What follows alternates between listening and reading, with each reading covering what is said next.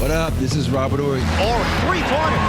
Buries it! You might know me as Big Shot Bob. To Horry for three. Oh, unbelievable. This guy is off the charts. What's going on, Big Shot Bob? Robert Horry from downtown. Well, I know what's going on. We'll call it episode 252 of the Big Shot Bob podcast. Oh my God, I can't even talk today. Big Shot Bob podcast. B-Dog Brandon Harper. I'm Rob Jenners. That's seven-time NBA champion Robert Horry. Not to sound a little light in the loafers, but if I was with either of you right now, I'd pinch the hell out of both of you. It's St. Patrick's Day. Neither of you are wearing green. I ain't about to worry about that. Want me to stand up and show you the green I have on? If you're wearing green underwear, then the answer is no. We're good. Okay, then you want to see? I have money green underwear on. Money green underwear. Okay, I like that a lot. I could have gone the rest of the day, the rest of the week, rest of the year, really the rest of my life without knowing that. What, that it's St. Patrick's Day? No, that he wearing green draws. Oh. They're money green. What, you know how the what's the company called? PSD or PS? Yeah. PSD. You know the company that almost every athlete wears their underwear or tights. That's cool. But me knowing the color of your draws gonna give me no, PTSD. they're not. They have money. They have money. I'm gonna show you. Oh no! Here we go. I'm gonna show you. All right. So if you're watching on YouTube, God, we're gonna get Robert Horry's underpants on YouTube. See, bro. Oh yeah, it's like Okay, dollars that's good. or something. That's great. Answer me a question, and I want you to be honest. Are you wearing pants? I'm wearing shorts. Oh, okay. All right. Good. I'm like, It's just don't fucking do the 90 show in degrees here. boxers. Like that's the only thing I care Wait, about. it's how hot there? It's fucking gonna be 90 degrees here today. Oh, dude. It's the exact opposite over here. Yeah, it snowed here yesterday. Mm-hmm. Yeah, we had snow. Not much snow. We had like flurries. Well, yeah, a little ice. It was enough to just be like, this is stupid. It's the middle of March. What the hell are we doing? Aren't we? Well, you know, March here is always a funny month. You can get a little bit of you're gonna get hot and you're gonna get cold always in the month of March in Atlanta. It's just weird. what it is. Yeah, it's like the fake spring. We get it every year. It's like it's spring. Yep. Haha, just kidding. Second winter, and then it's like spring again. Haha, third winter, and you're like, son of a bitch. Yeah, and then we hit what we call in Atlanta the pollinating. Once we hit the pollinating, everything here turns yellow. The amount of pollen that falls in this city. Matter of fact, I'm glad you said that because I gotta remember to buy my Claritin. Oh my God, dude! I'm already today. I'm like my eyes are watering. I'm a mess today, absolute mess. But it is St. Patrick's Day. I would be remiss if we didn't start the show before we get to a ton of stuff on the sheet today, including we're going to touch on Bam a little bit. We're not going to go too deep on it because it's an old story by now, but I do want to touch on it for a reason. We're going to talk about expansion. We're going to talk about the tournament, Wembanyama, and a bunch of other stuff. But back in 2006, when YouTube was just kind of getting started, there was a leprechaun spotted just outside of Mobile, Alabama. And if you live on the internet at any point in your life, you know this clip. You've seen the clip of the professional amateur sketch of the leprechaun on the yellow sheet of paper. And I want to play for you the Alabama Leprechaun News Report because it's 20 years ago this St. Patrick's Day. Me, it look like a leprechaun to me. All I got to do is look up in the tree. Who else seen the leprechaun say yeah? This amateur sketch resembles what many of you say the leprechaun looks like. Could be a crackhead that got hold to the wrong stuff. And it told him to get up in a tree and play a leprechaun. I'm going to run a backhoe and uproot that tree. I want to know where to go. I want to go. Give me the go. I want to go. This is Brian Johnson, NBC 15 News. Congratulations to Brian Johnson for being one of the first viral videos of all time. Like that. Oh, Dude, man. it's the funniest. It's still to this day. It's one of the funniest videos I've ever seen online. I just want the portion of it where it said, it could be a crackhead. It could be a crackhead. That's all I want. Somebody told him to get up in that tree. Oh, dude, so funny. So funny. But listen, to bring together the African Americans of the audience and the white folks like me who are wearing green on St. Patrick's Day, we will play Black Crime or White Crime today. So there you go. So we will bring back the iconic games. Stick around to the end of the show. If you want to play Black Crime or White Crime along with us, we will have that coming your way. All right. I just want to briefly touch on Bam's 83. I know at this point it's kind of a dead story, so I'm not going to go too far into it. You did make some headlines, though. I know. I saw you pop up a whole bunch of places. You said put an asterisk next to that thing. I love it when when I say something, it's almost like I'm speaking gospel. Hey, man, take it. That's good. That means people listen to you. I actually care about your opinion. Yeah. I missed what you said. I didn't hear what you said. No, what happened was I got some information because I was working that night, and someone was saying, the way the information was given to me, I said, oh, you should put an asterisk by it then, because they were saying that what was told to me is they were filing through the whole fourth quarter in order for Bam to get the record. And for me, I was like, and I'm going to give you a little history. So when I had the opportunity to break Kareem's record for most playoff games, I got a DNP. Right. After the game, Pop comes to me and says, you should have told me. I'm like, no, I'm not going to disrespect the record like that. Even though Bam didn't get a record, I'm not saying that. It's just for me, there's certain... Well, he beat Kobe's record of 81, and I think that's what they were trying to... Yeah, and to me, that had nothing to do with Kobe's record. And I was just thinking that I just like things that happen organically. And I think when you let it come to you in the flow, that's why I said it. Don't get me wrong, I respect what Bam did. I respect the fact that he was killing the Washington Wizards. I respect the fact that he came out was doing everything possible to get to the point. But at the time when I said that, the information that was given to me by a reliable source wasn't correct. And so that's why I said what I said. But they were fouling a lot in the last few minutes. It wasn't the whole fourth quarter, but there was an egregious amount of fouling at the end of the game. Yeah, it was a lot of fouling. So that's what I said. And then I was on what's the guy y'all know, Colin Kerr, and I apologized about it. I said, I got the information wrong. So I respect the 83, but I'm going by my opinion. And it's the fact that I like stuff that just happened. And that's where I was coming from. There's no disrespect to Bam, because you can put half of us in the gym right now and put 40 minutes on the clock and say score 83 points by your damn self. And you couldn't do it. Yeah. If you took every shot he took in that game, said you got to get 83 points without anybody guarding you, half the world couldn't do it. So I respect the 83. I just was coming from a place where I think things sometimes should happen organically. I don't think you're wrong. Yeah. I mean, look, obviously, when you break a record, it was pretty much a 20-year record. It's not a record though. Well, it wasn't.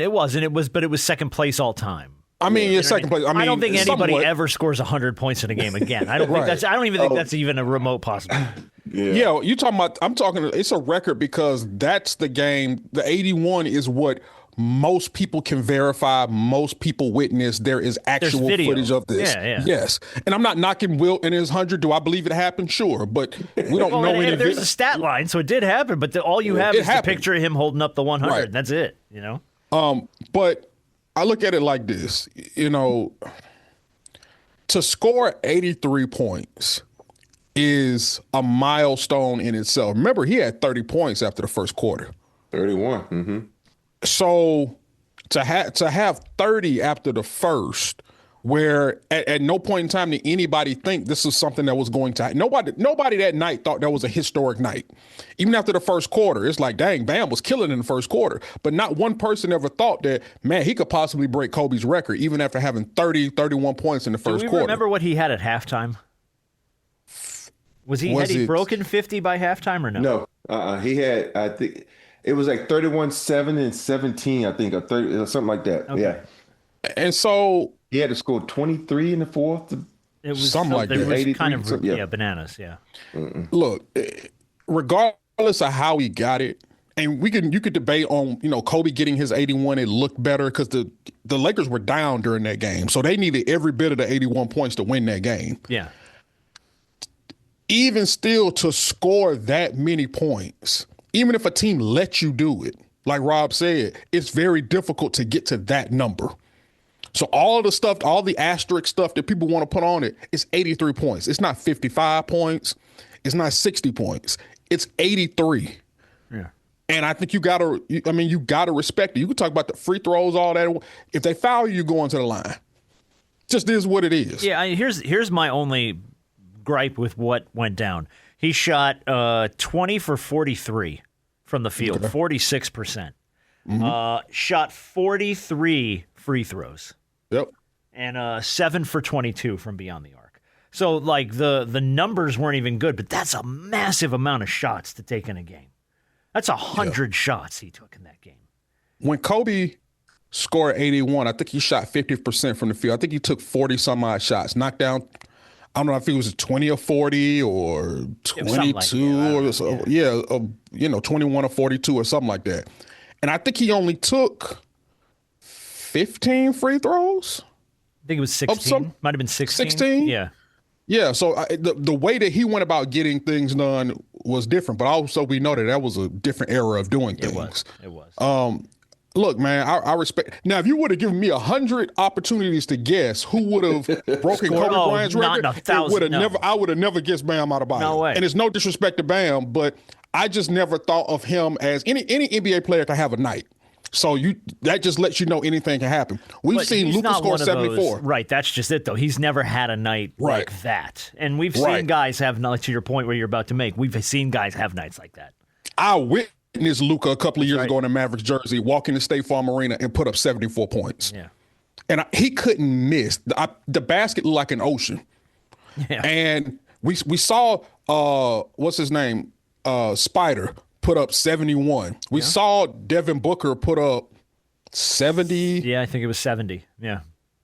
What? Don't say Devin Booker, because Devin Booker did the same thing as Bam. What do you mean? What was his stat line? A lot of fouls and stuff or something? I'm just saying the guys you mentioned, Devin Booker should be, even though what he did was incredible, and people don't get me wrong. I don't remember his stat line from that game. That was he a few had, years ago. It was the same thing. They were fouling to make sure he got buckets too. So they did the same thing. So yeah, but I still respect. I respect it because you guys say you got to go in the building and you got to make these shots. Think about it. We should have a contest and put the people in those same positions and see how many points they can score by themselves in the gym. Got to take this. I remember he shot 7 for 10. On Devin Booker's 70-point night, he shot 21 from 40 from the field, 4 of 11 from 3-point range, and shot 24 of 26 from the line. Yeah, still not the same. That's 43. Bam's 43. So, I mean, I don't know. Look, you can't disrespect it. The only thing I thought was weird about this, I thought you were going to put an asterisk next to it because they were playing the Wizards. No. You're going to asterisk that thing. The funny comment was what Ime Doka said. He said, 73? Oh, fuck, they were playing the Wizards. Yeah. Michael Che on Saturday Night Live's joke was, it was the night they started 5 Make-A-Wish kids for Washington. Wow, that's wrong. That was a wrong joke. That is disrespectful. Out of line, but funny. I want to play you this. The only reason I brought this up was specifically to play this clip. So I guess, I don't know if it was maybe a few nights or a week before this game had happened, Dwyane Wade had said that there's just no buzz around the Heat. And it's something that kind of caught a little bit of wind. We didn't really talk about it much because it was like, all right, whatever. But he just was saying, no, there's no buzz around the team. Like, there's no energy around that team. And just because Bam had this kind of a night, I don't know if that really changes a lot. So Bam decides on the night he scores 83 and he's having his big celebration to go after Dwyane Wade on the podium. First of all, this man talking about ain't no buzz and he want to be out. He 45. Take your ass in the house. Damn. But, he's just, I don't know what he's trying to do, actually. Like, I don't know if he's trying to, rile us up or, he got to understand we went through COVID. It's a different time. How does that have to do with anything? But all that said, I feel like it's a lot of buzz tonight, not only here, but in the association. I'm so confused by that. For starters, who gives a shit what Dwyane Wade has to say? And I'm not saying that disrespectfully. He don't play in the league anymore. It's the same reason, the argument you can make when, you go after somebody or the guys on Inside the NBA go after somebody. It's like they're just a different era. They played in a different time. Like, he's saying it from the perspective of someone on the outside looking in going, there's just no buzz about this team.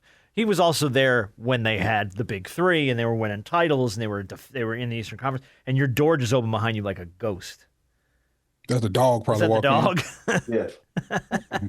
Hey, can I cut in right quick to give some NFL news? And it's really tied to Alabama. Okay, yeah, that's fine. Just cut me off. Take your ass in the house. Okay, that's fine. Yeah.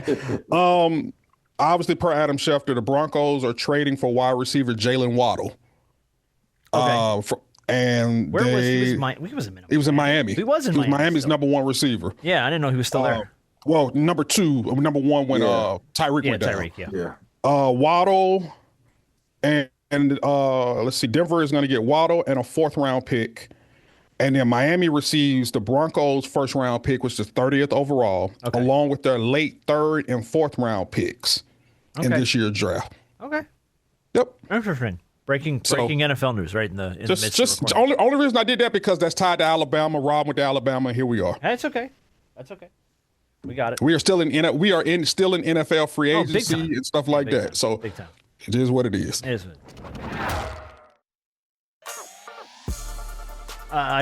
Waddle was a Alabama guy? Yeah, he went to Alabama. I didn't realize that. Okay. He was there with Henry Ruggs, who's still in prison or is out. He's out of prison now? I don't know. I don't think he is. Oh, he's still there. But he was there with Ruggs and all those premier wide receivers at one point in time. So they all kind of intersected. I didn't realize that. Henry Ruggs is still in prison. Yeah. Oh, yeah, that's a thing. All right, well, what's that? Prison update. Good prison update. Breaking prison news from Brandon. Right. Hey, it's something about them Alabama players in prison, huh? Oh yeah, all right. So let's jump ahead to that, dude. Oh my goodness. we gotta. I'm gonna send you guys a link, both of you guys a link today to the 680 bracket challenge. And by the way, if you want to play in our station's bracket challenge, I'm gonna get Rob to put a bracket in. All of us are gonna put brackets in. It's 680thefan.com is the station that Harper and I work for. And there's a big bracket challenge. You could win like a 3-night trip to Harris Cherokee in North Carolina. It's like an all-expense paid deal. So it's pretty cool if you get a chance to win it. We're all going to put brackets in. Aiden Holloway arrested Monday morning on first-degree possession of marijuana after a search of his vehicle by the West Alabama Narcotics Task Force. According to Tuscaloosa police, number 4 Crimson Tide played number 13 Hofstra on Friday. I would imagine he's not playing. He ain't playing in that game. No. You think? He ain't playing in that game. Yeah. Now, I don't know how it works in college as far as this goes. Is he going to miss the whole tournament, or does he just miss the first round? Well, you got to think about this. Is that a school discretion thing? If Bama's smart, they would not play this kid because you got to think about the Brandon Miller situation from back in the day with the gun and the other guy. I think it was Darius Miles that killed someone. I think that's it. Yeah. Yeah, and then you just think about allegedly. We're gonna say allegedly. Yeah, allegedly. I'm sorry, allegedly. Allegedly. Yeah, and it's just a lot of stuff that has happened, for the basketball program that's like, whoa, man, calm down, slow down. And so I think if Nate Oates is smart, he'll be like, all right, we already tried to slide an NBA player in here. that didn't work. That blew up. Now we got a guy who's going out here with a pound of weed. Yeah. Do we keep him or do we? You got to, at some point in time, you got to separate yourself from like negativity. And this is a negative point. Separate yourself, man, because the program, since you've been there, have had a couple of things where you're looking at like, did that just happen? Yeah, sure did. So, yeah. I had a bunch of people ask me this. I was going to put it in shoot around this week, but I'll put it in this show because, well, it's time. I mean, the tournament's going to tip off on Thursday. People asking you've called a lot of college basketball this year. You're probably more up on it this year maybe than any other year previous. Who do you like? Are there teams that jump off the page at you, or is there maybe a sleeper team that maybe we're not talking about that you like?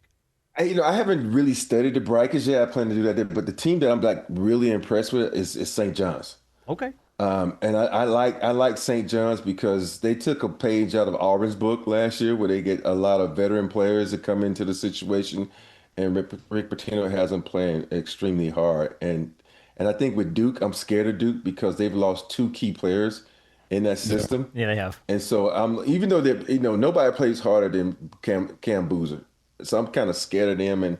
And I got to sit down and check out the brackets, man. And then you got teams like Arkansas. They're freaking killing. You got guys like Purdue, who are a veteran team.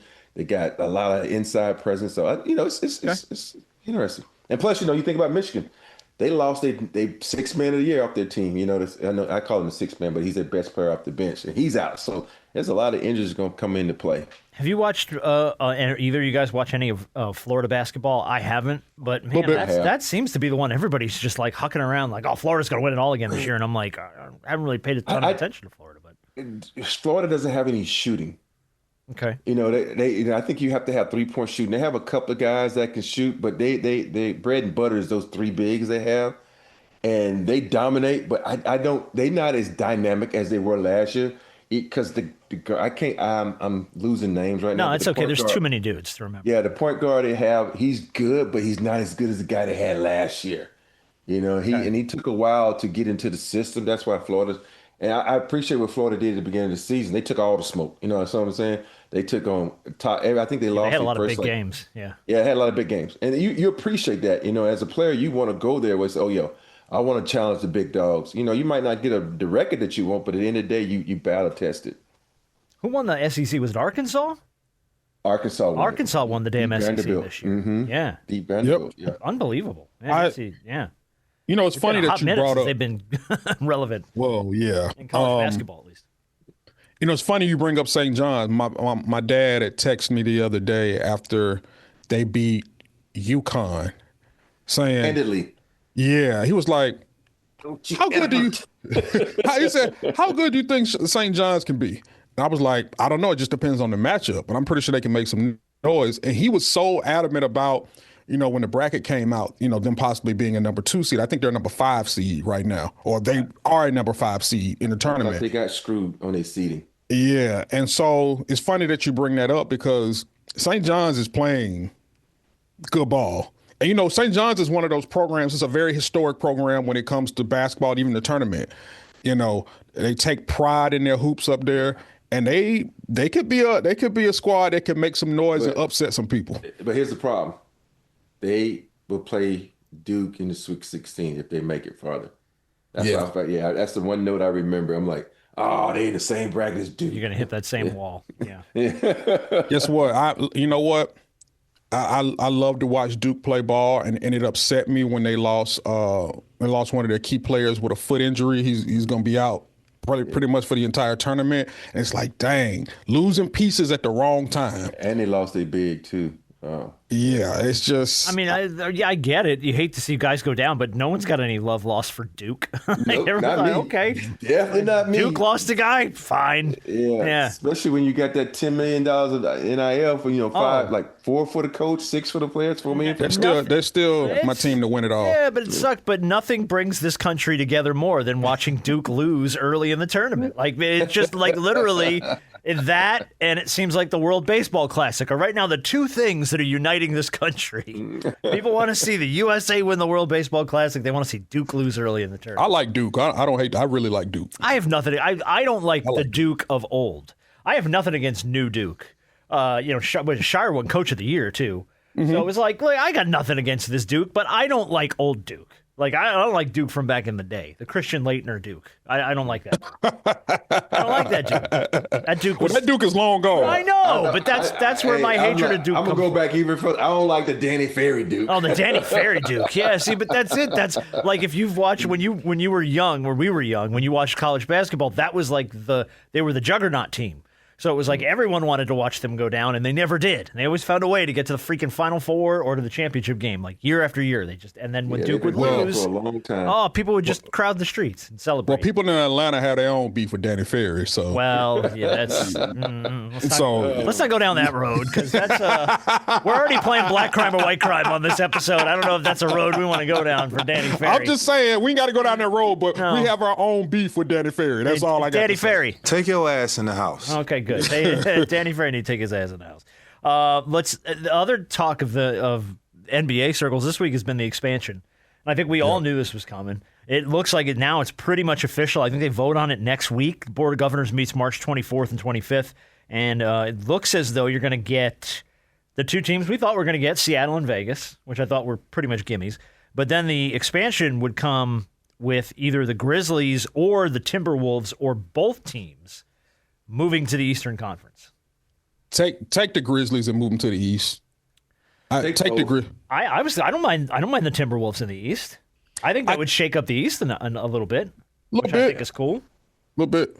Yeah, I think you take both because you can't have uneven conferences, Yeah. Yeah, well, but then because then you're going to have Vegas in the East because they're not going to put Seattle in the East. The Seattle's a Western Conference team. Vegas and Seattle are West teams, and Right. they put Minnesota and Memphis in the East. East. in the East, Yeah. which I don't mind at all. I mean, I'm all for shaking up divisions and stuff. Hey, if it snows, you in the East. It snows in If it Minnesota. snows, No, you can't say that because it's snowing in Denver and it's not I in know. Utah. I'm kidding. I'm just saying it's snowing in I'm saying. Texas right now too, and Alabama. But yeah, I'm just saying that's technically an East team, man.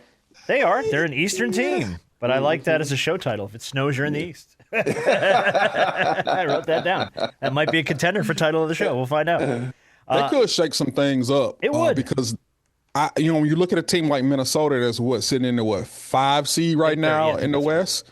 That the Lakers, the Timberwolves, and I think Houston and Denver are all kind of bunched in there right now within a game or so of each other. I think that's right. I think moving a team like Minnesota to the East, you're talking about a team that could possibly contend for a top 3 seed. But how cool would it be to have Ant-Man up in the Madison Square Garden, because you get a dynamic player like that, and you talk about the history of basketball, and him going up in New York twice a year. Play It'd be good Boston. for basketball, man. It'd be good. It'd be a rivalry now. You think about Julius Randle, he was a Knick, and it'd be kind of cool, man, if they still around by the time the expansion happens. I'm just saying. Yeah. Ant-Man, he faced the Hawks more times than he does, being from here. So I'm pretty sure They'll be around, and they're looking at expansion for the 28-29 season. So those guys will still be playing. Yeah. I don't foresee Randall or Ant-Man not playing. Any other name in the Sonics would be ridiculous for Seattle. No, they can't. They have to do the Supersonics. I don't even know if you consider it anything else. Unless you say something like the Rain. No, if you call the Seattle Rain, because it rains so much in Seattle. That don't even sound like an NBA. Is this an NBA franchise or a strip club? That's next week's game. The Seattle Rain. That sounds like a WNBA team. It does. You're right. That is a very WNBA name. Someone's named the Rain anyway, right? Isn't it a professional team named the Rain or something? I don't know. I know that their hockey team is the Kraken, which I think is actually pretty good. I like that. Seattle Kraken. I'm like, that's pretty cool. What do you call the Vegas team? Do you try to bring back something that's retired? I mean, I don't know if there's a lot of NBA team names. You definitely can't use the word gamblers. No, you probably can't do that. Houston Gamblers, isn't that a team? That might have. It sounds really familiar, or it's something from a movie we watched. One of the two. What would you call? Because I was like, part of it was like, well, the Vegas Aces is the WNBA team. So, but I was like, shit, that's a good. You can't call them the Kings because that's a LA Kings are a hockey team. Busted, busted, disgusted. Busted, damn near disgusted. Oh goodness! I don't know if you could call them the Las Vegas broke, busted, and damn near disgusted. I don't think that's gonna fly. That's gonna be an interesting one. That's gonna see what kind of what name they're gonna come up with. Yeah, for Vegas, you can go down a lot of roads with that one. But it's all the teams that are going to Vegas. They will. You're right, Rob. It'll be stupid. They're trying to revive Vegas because Vegas is dying. So they're adding more professional teams there. They are trying to really with the Oakland A's going there. Obviously, you already had the Raiders there, and now you're adding a professional basketball team. They are really trying to revive Vegas. And you have hockey, so they're one of those cities that's got all 4 of the major professionals. That'd be cool, though.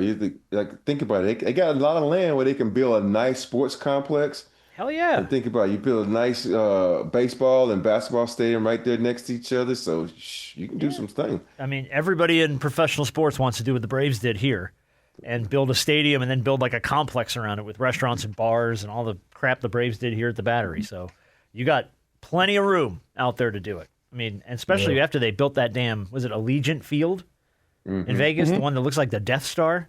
Death Star. That thing is friggin' amazing. Yeah. What an incredible looking building, but I mean, they had so much space and land. They were just like, let's go ahead and build something cool. I want to talk briefly about Wembanyama because he said something this week that kind of got my attention. I mean, he's unbelievable. We talked about him so much. He's an alien. He's not, he's one of those unique players. I heard Robert Parrish this week say that, if he keeps playing the way he's playing, he's going to be one of those guys they got to change the rules of the league for. And I don't know if I would go quite that far. Because there's not a lot of guys like that. But he did say this week that he's got his eyes on MVP and Defensive Player of the Year? Right now, in my mind, is taking great care of my body because I also want to win the MVP and the Defensive Player of the Year. So, I'm trying to press the gas now from now on until the end of the season. Really take care of my treatment, take care of my sleep, take care of my routine, and show up for my team. If you're a bettor, take the over on him every game. He's just said he's putting the pedal on. Yeah, there's the over. There's your Las Vegas gamblers, ladies and gentlemen, right there. Bet the over. You think he can pull it off, Rob? I think he's in a hole. I think he can get the Defensive Player of the Year because nobody in this league is playing defense. But I think it's so you got to think about who's ahead of him. You got Shea. Yeah. You got Luka, and it's too many. Is Luka ahead of him? Yeah. Well, people look at points, man. People don't look at nothing else but points nowadays. That's fine, but look what the Spurs are though. But you got to think about it. He's missed a lot of games. So you look at Cade, you look at what nobody thought Boston would do. You got Mr. Brown over there. So I just think he's unless he just starts putting up 40 and 40, I think he's just too far behind. And San Antonio Spurs fans, I'm not hating. I'm just stating the facts that because of the games he missed. He put himself in a hole, and I just think it's just going to be hard to climb out of that hole when there's so many other people in front of him that have been, great work too. He's putting in great work, but you just got to think about the people that started out in this race and are still. It's too big of a lead. They got a 1-lap lead. Before we go further down the road with this, hold on one second. I'm just giving you his stats. Put Rob's hate of the Spurs aside. He's averaging 24.2 points a game, 11 rebounds a game, a career high for him. About 3 assists, 1 steal, and 3 blocks per game is currently the league leader. So those are his current numbers. Yeah, I think he could definitely win Defensive Player of the Year award. I think he can be in conversation. I will agree with Rob. I think he could be in the conversation for MVP, but there are a few guys who, like you said, have played majority of the year and have been ahead of him for a little bit of time. I think he needs to play more. He needs to have that season where he's playing more, and he's playing, not only playing more, but I guess he's dominating from the beginning all the way until now, and having that dominant season. So I think he'll get there. There's no doubt in my mind. Oh, 100%, yes. He'll get there. It's just if they go. Let's say if he go perfect and they become the number 1 seed. I think he could, but let me just say this also. Sometimes when your teammates are so good, that takes away from the people who vote. Because you think about the Spurs team, they got 3 other guys on that team are playing fucking good. Think about that. 3 other guys are playing good. And Wemby, you're playing good too. You only average what he's averaging, 21 points? 24. 24 points? 24. So that's going to take away from him also. You think about how all the stars that have won MVPs, they've had like maybe one other guy that could take away. Think about it, he has 3 other guys that takes away from his stardom. And I don't mean that in a bad way, but that team is going not just because of him, because of 3 other guys. And that's one of the things also I look at that takes away from his MVP. And that's a great thing for Spurs because you ain't dependent on one person, Right. So yeah. I mean, I agree with both of you, but I think he's got probably at least 2 MVPs in him. If he keeps playing this way, he's got a couple league MVPs coming his way. Yeah. Whether or not it happens this season, I don't know. I agree with you, Rob, in the sense that I feel like Jaylen Brown for me right now is kind of my front runner. And that's not to take away from anything that Shea's done. And we're going to talk about Luka in a second too. Luka's been on a rip lately, but right now, just what Jaylen did for Boston this year, for me, is like that's the definition of an MVP. When you lose Jason Tatum for pretty much the whole season, and your team is the 2 seed, and you lose arguably one of the best players on the floor, and you keep that team in contention. I mean, and there's been a lot of guys that helped him get there, but I feel like he's been the facilitator and really grabbed the reins and was the leader of that team. And it's kind of hard for me right now to overlook him for anybody else, no matter how great Wemby's playing, no matter how consistently awesome Shea is, who extended his streak still, again, the other night of 20-plus points in a game to like 128 straight games or some crazy bullshit. I mean, like bananas. Let's talk a little bit about Luka, because you brought him up. Dude, that game was a slugfest against Denver the other night. Yeah. That game was like, I watched the whole fourth quarter and was just like, holy shit. Like, just back and forth. The play by Austin Reaves at the end of the game to get into overtime. Off the rim on the free throw, and then he manages to track it down and then knock down the tying shot. I was like, damn. Austin Reaves, in his last 3 games, versus the Wolves, 31 points on 10 of 20, 7 rebounds, 8 assists. Versus the Bulls, 30 points on 13 of 20, 5 rebounds, 7 assists. And then versus the Nuggets, 32 points on 12 of 21, 7 rebounds, 6 assists. Dude, he's consistently been outstanding. Especially recently, the last week and a half, he's been like a rock for them. And it's opened up Luka a little bit to do some more Luka time. And Luka hit that shot that won the game. That was, and I'm not even going to say this and I don't mean this in a bad way. That was a bad shot. Like, I don't know how he got that shot off. And that's not a shot you advise anybody to ever take. And unless his name is Luka. I guess your name is Luka Doncic, because he somehow got back far enough to get that over the guy in his face, like falling out of bounds practically, and then drains it. That's just stupid. And then AR takes the night off last night with only 15 points. How dare you? How dare you? You know what? Snoozing through. That game had all the importance in the world on it. Like, you had to, them and Denver were neck and neck in the standings. So you recognize that. And anytime Luka can go against his friend and Jokic, knowing how close they are and knowing how Jokic is going to show up every night. Points, rebounds, assists. I think he had an absolutely crazy stat line that night as well. And so I think when you start looking at what that game meant on multiple levels, there's nowhere in the world that wasn't going to be a good game, and there's nowhere in the world those two superstars weren't going to show up. And they did everything they were supposed to. I'm trying to look up. He had 24, 16 rebounds and 14 assists. Yeah. 5 steals and a block. Crazy. Oh, crazy. Like people slept into a triple double. Mm-hmm. I think we already know that he's the greatest passing big man of all time. But I say who's better? Sabonis. Sabonis. So. Okay. You went up an octave for Sabonis? Sabonis. Okay. I'm going to take Jokic. Not only do I think he's the greatest passing big man of all time, but you got to take big man out. He's one of the better passers of all time.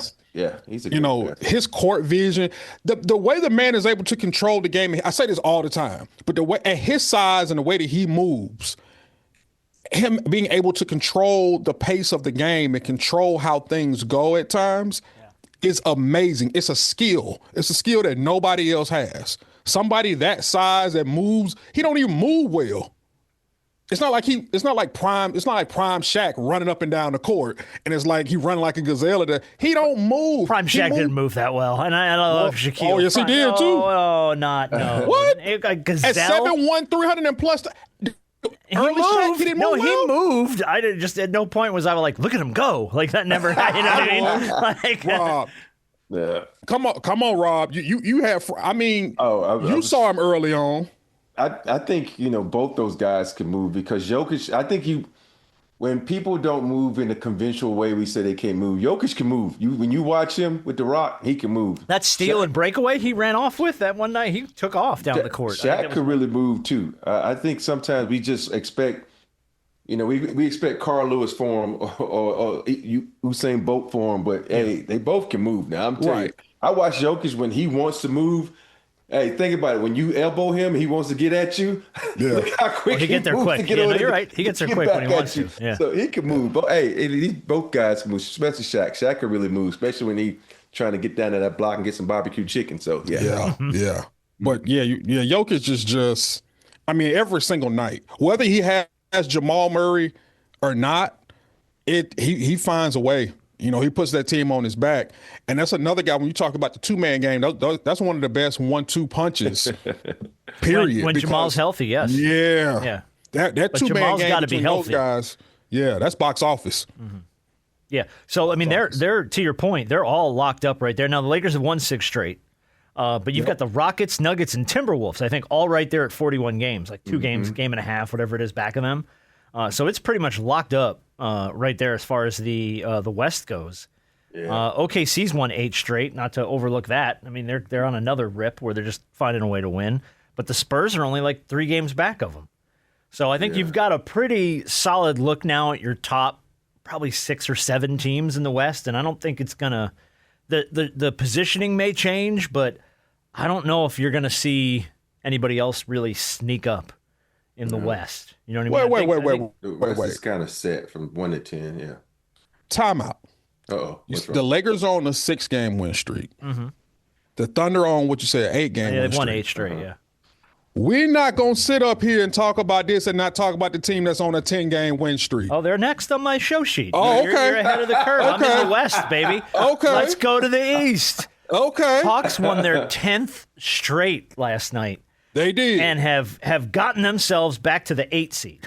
Like, you got to win 10 straight to be in the 8 seed right now. I will tell you that watching the Hawks play the last 2 weeks has been fun.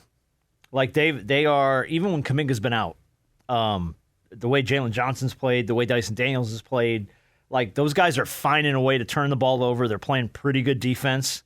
Not great defense, but good defense, better than I think I've seen a lot of other teams play down the stretch. They're finding a way to win these games. I mean, Ricochet's been good for them. And when Kuminga's been healthy, I mean, you saw a lot of it those first 4, and then he was back last night, but they're finding ways to scrap out these wins and beat good teams too. So they put the Magic in handcuffs last night. They sure did, man. and Jaylen especially has been just watching that kid play is a friggin' blast, man. He's just one of those fun, like you get this. We talk about this a lot on the show when you get to watch somebody and you realize like, oh damn, this kid's young and he is this good and he has a potential to be just great, like exceptionally great, and you just hope that your team can hold on to him because, dude, he's special. This is what I tell everybody. It's tough to see a guy like Trae Young get traded because when he's your franchise, you drafted him. He's been your franchise for 7-8 seasons. But when you see where Jalen Johnson is right now and where he'll continue to progress, you have to understand it makes sense to trade Trae because what that does, if you keep him, it stifles Jalen's growth. It takes the ball out of Jalen's hands, and it takes away from his ability to play make. It takes ability from his to create for everybody else. When you see and he's not even anywhere near his ceiling. He's only 23 years old. Remember that now. Yeah, he's a kid still, yeah. And he's going to continue to develop. He can still get better on the defensive end. He's 6'9". He can move. He can guard multiple positions. Dude, he flies, man. When he comes down that lane, Rob, let me tell you, bro, when he come down that lane, you better move out the way. You better be off the tracks. Yeah.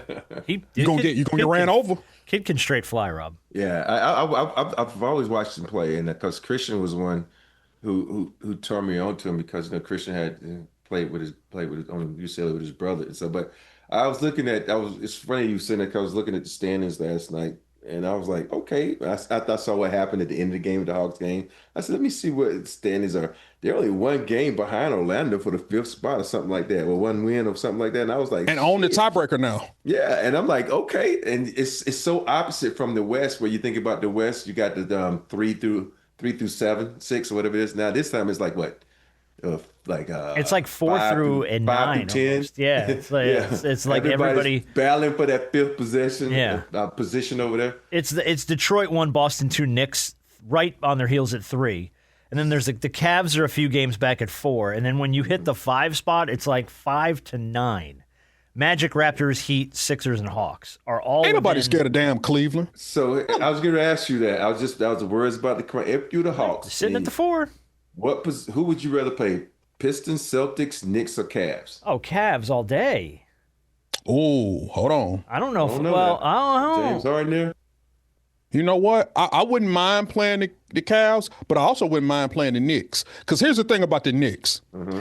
The Knicks are a good basketball team, but they, especially as of late, they've played down a lot to their competition.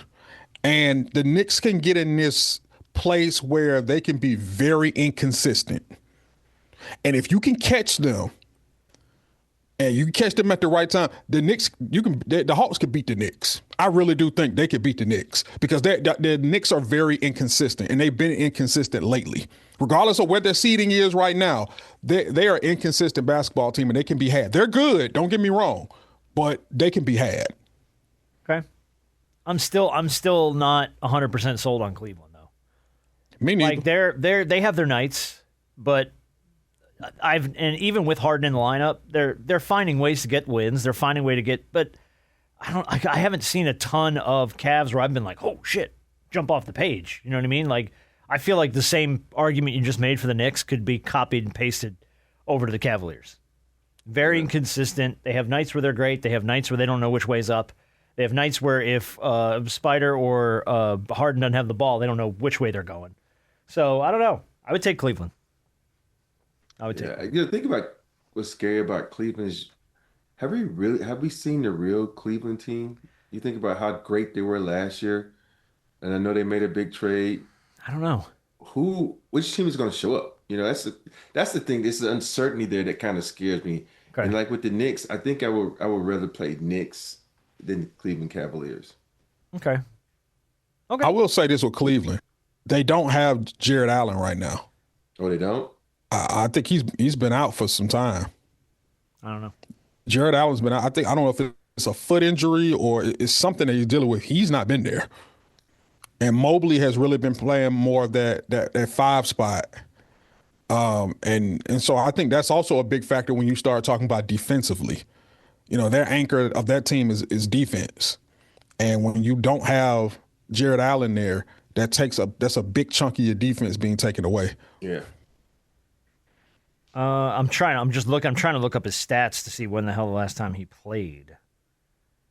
So he looks like he hasn't played since the 3rd. So he's been out for a couple weeks. Couple weeks. Yep. Okay.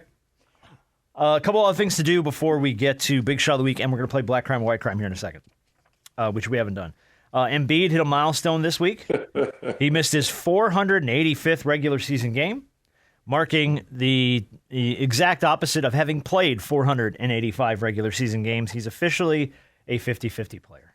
And however great Joel Embiid will be, I have a feeling that when we look back at the legacy, if you will, of the career of Joel Embiid, that's the number I think that will stand out probably more than anything. An MVP, if he finds a way to win a title, like I don't think anything will ever stand out more than the fact that he played exactly half his career.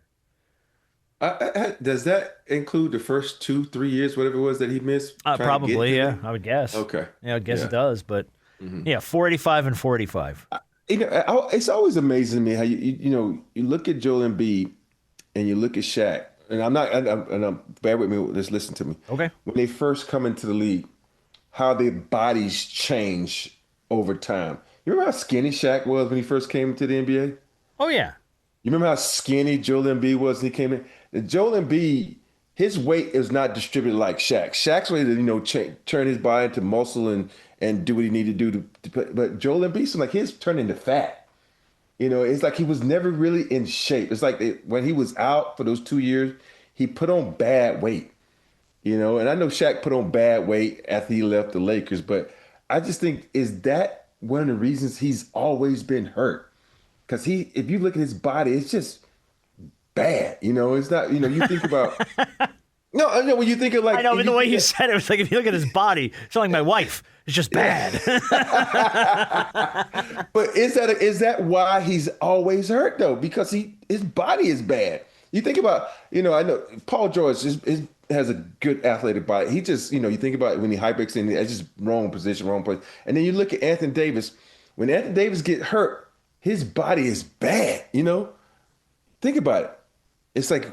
Yeah, I hear you. When are these athletes going to understand, you think about when Luka's hurt, his body is bad. When guys get hurt, you got guys like JT get hurt, but I'm like, when you guys who get hurt, it's almost like their bodies are bad. Like, get in shape and try to, and protect the house when you in the off season so your body don't get bad. Yeah, I think Joel, I don't far be it from me because I don't know. I don't know how well he's taking care of himself. And like you said, he came into the league injured. Yeah. And guys who come into the league injured, especially big men who come into the league with lower extremity injuries, back injuries, whatever it may be, those things don't get better as you progress. They just don't. When you come into the league with those type of injuries, especially as a big man, do not expect any of that stuff to get better. I don't care how talented he is. We know what Joel Embiid is when he's on the floor. When he's on the floor. Yeah, those are the most important words there. And I'm not talking about sitting on the bench on the floor. I'm talking about suited up, playing. We know how talented he is, but he cannot be out there. And I just don't know how well he's taking care of his body from college all the way until now. He's been injured his whole career, and it just doesn't get better. And that's why I'm wary on guys who are super talented, but were never healthy in college. Yeah. That's why Darren Peterson, they talking about he has whole body cramps and stuff like that. I don't know if that can be fixed in the league. Yeah. I don't know if that can be fixed in the league, but that's something that you kind of are wary about, because when you talk about a guy that's supposed to be going top 3, maybe the number 1 overall pick, you got to understand that. I think it's weird. I'm looking. He missed the first 2 seasons, and then his rookie season, he only played 31 games. So his first 3 years in the league, he played 10 games a season out of 82 games. That's crazy. Yeah, I mean, it's crazy. But then for me, that's the marker. Yeah. And that's the hard, and that sucks because he's great. Yeah, when he's healthy, he's great. And the thing that will always mar him will be that number. He's a 50-50 player. He's 50% healthy, 50% hurt. And to your point, Rob, I feel like, and I think we talked about this briefly, I feel like NBA players, it's hard because you guys are so goddamn big that when you put on weight, it's not like when I put on weight. You know what I mean? Like, you guys have to be so wary of how your bodies are conditioned and how careful you have to be with your weight because of your size.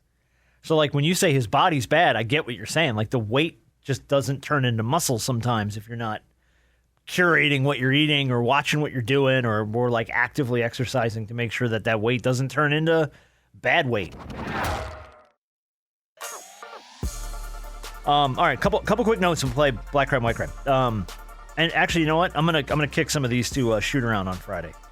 We got a couple other things to talk about. I want to talk about the Warriors a little bit. We can do that in shoot around. I'll talk about Cooper Flag too. We'll do that in shoot around. Let's do Big Shot of the Week and then play our game. Big Shot of the Week is going to go to a young woman named Brittany Smith, and here's why. She ordered Starbucks on DoorDash last week. I guess people are DoorDashing Starbucks now. Okay, fine. Yeah. When she ordered it, she checked her Ring camera after it was delivered, and she noticed the man delivering it was an elderly man, probably in his 80s, 90s, the old guy struggling with her steps. And she did a little homework to find out on her driver, Richard, like, what's this guy's deal? Why is he delivering DoorDash? Obviously, he's having trouble. And she found out that his wife had recently lost her job. They were struggling to cover monthly expenses, and that's why he was DoorDashing, to make sure they had enough money for medication and stuff. So she did what we always love, what people do when they find a good cause. She set up a GoFundMe. The gentleman's name is Richard Pulley and his wife, and she set this up. The video has gone viral, like super viral all over the internet, of this man trying to deliver Starbucks to her front door. They've raised $550,000 for this couple to be able to retire and enjoy the end of their life, and this guy does not have to DoorDash Starbucks anymore for people. I wanted to play you the clip of the news story of these two folks. It's just really difficult to believe that there's that many people that are that generous to try to help us, people that don't even know us. We appreciate every one of them because it's taking a lot of pressure off of us and making life livable once again. Yeah, I never want to have to, that breaks my heart. That you get to that point in your life and you have to DoorDash just to make ends meet because you can't afford medication and shit. Like, that breaks my heart. So, big shot to Brittany Smith, who set up the GoFundMe for this guy, because they deserve it. Yeah, that's a fact. But like you said, to see people come together and want to see people get out of situations and get into better situations. Like, there are still plenty of great people in this world who want to see other people thrive, who want to see other people succeed. Yes. And especially when when you're doing kind things for other people, kindness doesn't always expect kindness back. Sometimes you're kind out of the, just out of the depths of your heart. And if somebody wants to return that speaks to the kindness of somebody else. So when you have a world full of kind people, you do for somebody else, not out of expectation, but because you want to see them in a better position. And that's what that is. Big time. Yeah. And I feel like it's karma, right? You do right by people, the right stuff comes back your way. You want to do right by people in the world. You just do. So, all right, Rob, you ready? Yeah, sorry, I was I got an MRI schedule and they called me and I knew they would call me at this point in time. Of course they will, because we're in the middle of the show. They're going to call you. That's Murphy's Law. They're going to call you as soon as you. That's like when my wife is waiting for someone to call her. I go do something you don't want to be interrupted by. Yeah. And the minute you start it, your phone's going to ring. She says, okay, and sure enough. All right, here we go. Haven't played it in a while. It's been on hiatus for a minute, but it has now made its glorious return. It is the return of black crime or white crime. Bam? Take your ass in the house. Okay, he's not a fan, but I think it's a great game. All right, so I'm going to have 7 stories here. You know the rules. I'm going to give you a ridiculous crime. It is just up to you to determine if the perpetrator was African American or Caucasian. As we like to say on this game, it's all in good fun. We do not do this out of racial stereotypes or anything. We just go to prove that stupidity comes in all colors. And yes, we do. And we have fun with it. And Harp just shot my whole good message down there. So on that note, let's make fun of each other. Story number 1. An Arizona man suspected of DUI crashed into a guardrail and was found by deputies with his finger stuck in a White Claw can. He assured the officer he was, quote, totally perfect. So dude wrecks the car, fingers stuck in the White Claw can. Black guy, white guy. White guy. Black folk don't drink no White Claw. First of all, you said Arizona. Then that was white. Then you said White Claw. How is Arizona black people, white? Wait, There's black people people everywhere. No, I'm just saying Arizona is predominantly. Okay. Jalen Green and Devin Booker play for the Suns. That's what I'm saying. And so did you for one point. There's black people there. Yeah. I know it's a lot. They of assault their white play, coaches. It's like a thing that happens. And they play for the freaking Suns. There you go. All right. So there you go. All right. White. Everybody says white. Everybody gets a point. Yeah, that's a white guy. That White Claw. The White Claw is really the giveaway, man. No, Arizona gave it away. That's like saying you said Idaho. Okay. No. Wow. No, Idaho's worse. You know why? Because nobody lives there. I have never had this understanding of Arizona being a completely white state. I didn't realize that. Let me just say this. I played there. I know. Okay. It wasn't long, but I was there. I know. I know. You assaulted the only white guy you played with. I know. Yeah, we were. Now, if I said something like Georgia, you'd be like, there's a lot of black folks in Georgia. Well, Atlanta. You want to talk about black people in Georgia too? Yes, but it's not white people. If I said Georgia. Macon, Georgia, you might rethink that a little bit. You know what I'm saying? It's split. Okay. All right. Number 2. A man decided to rob a bank in Fairfield, Connecticut. Called the bank in advance to let them know he was coming by. Not to rob it, but to if I'm coming by in a little bit, if you can have my money ready. Apparently, they would have his cash prepared for him. The bank called the police instead. Because no one calls ahead to say, can you have my money ready for me? He was arrested without incident upon arrival at the bank. Please let this be a white person, please. Please. I think it's black. Please let this be a white person. Right, I think it's black. Rob goes white guy. Harp goes black guy.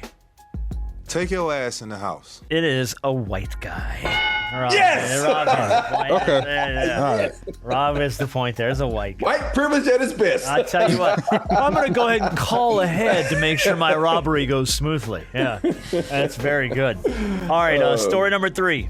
A 17-year-old Memphis man carjacked a woman at gunpoint only to discover that the car had a manual transmission that he did not know how to drive. He managed to move it just a few yards before giving up and fleeing on foot.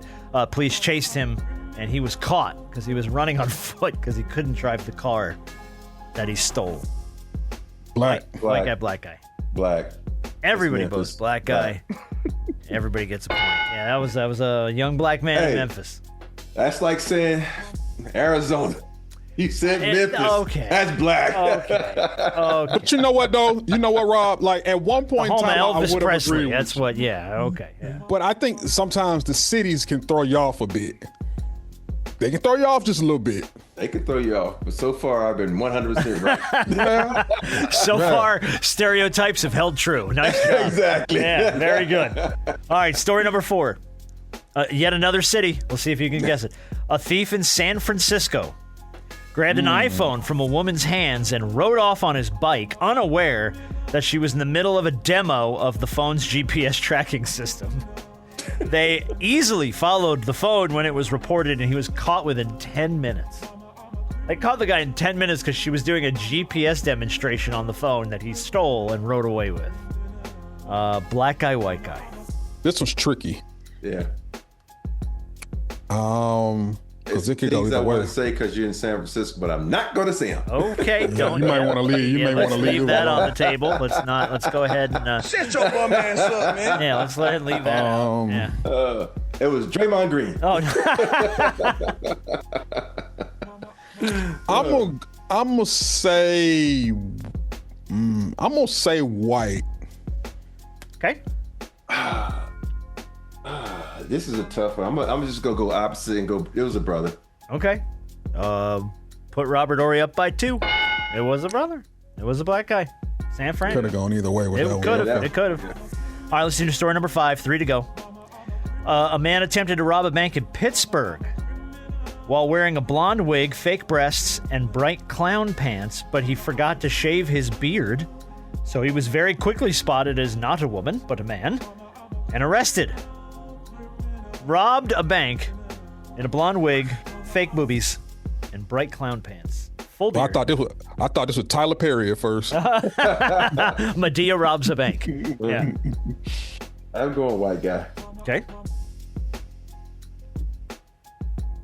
You said a blonde wig, right? Yeah. Dang. I'm gonna go black guy. Okay. Put Rob up 3. Golly, bro. Dennis Hawkins, white guy, Pittsburgh. He running away with this one. Pittsburgh, PA. All right. In December. What was that crime committed? Pittsburgh, PA. It's black people in Pittsburgh. A lot of white people in Pittsburgh, man. Come on now. I ain't said anything. A lot of white folks in Pittsburgh. Don't do that. All right. I've got family from Pittsburgh. I've never been to Pittsburgh. Okay. I don't think. Y'all do know that white people are the majority of the country, right? There's white people everywhere. All right. Well, if you really think about it, minorities are the majority now. Yeah, as a whole. We're not talking about specifics. Yeah. As a whole, they are. Yeah, but as a whole. whole race, white people are the majority still. Yeah. And we're working hard to get some of y'all out the country, so trying. We're trying to bring that number down, man. Trying to bring that number back down, dude. We're blowing the lead. I mean, it was 28-3. We're blowing the lead. All right.